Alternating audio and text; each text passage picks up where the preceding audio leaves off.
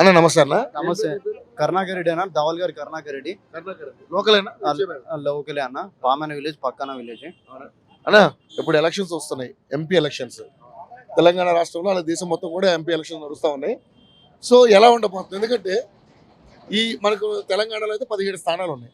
మరి 17 స్థానాలకు గాను బీఆర్ఎస్, బీజేపీ, టీఆర్ఎస్, మన కాంగ్రెస్ 3 పోటీ పడుతున్నాయి గట్టిగా. మరి ముఖ్యంగా చూసుకుంటే చేవెళ్ళ నియోజకవర్గానికి ఆల్రెడీ సిట్టింగ్ ఎంపీ ఇక్కడ రంజిత్ రెడ్డి గారు ఉన్నారు.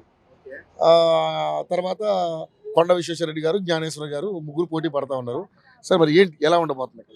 ఇక్కడైతే భారీ మెజారిటీతోని కాంగ్రెస్ పార్టీ అత్యధిక మెజారిటీతోనే గెలిపించుకోవాలని మేము ధీమా వ్యక్తంతోనే కార్యకర్తలం కానీ, నాయకులు కానీ, ఓటర్లు కూడా కానీ ధీమా వ్యక్తంతో రంజిత్ రెడ్డి గారిని గెలిపించుకోవాలని మేము ధీమా వ్యక్తం చేసుకుంటున్నాం.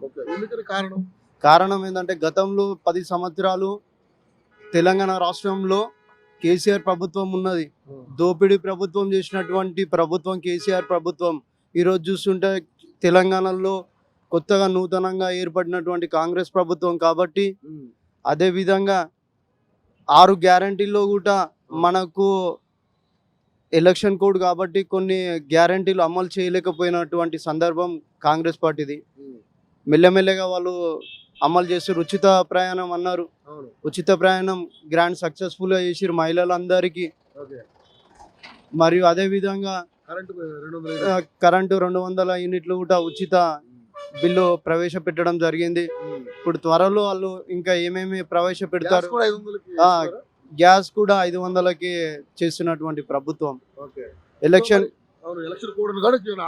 ఆగింది.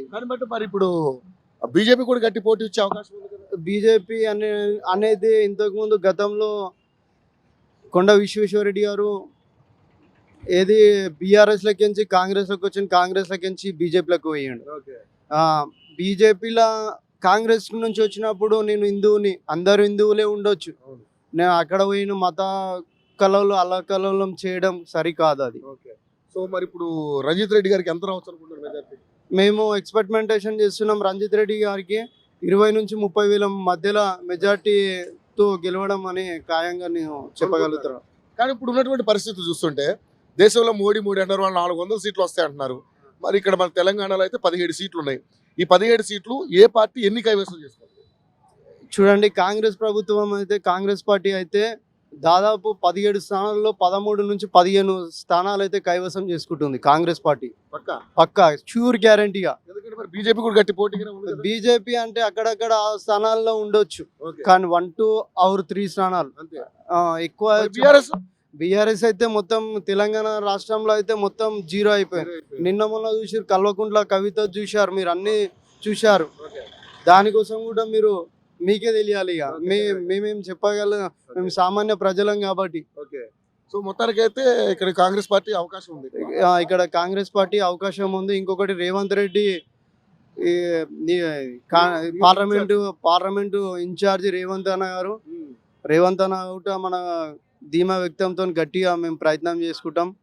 ధీమా వ్యక్తంతో కూడా మేము భారీ మెజార్టీతో గెలిపించుకుంటాం రంజిత్ రెడ్డిని.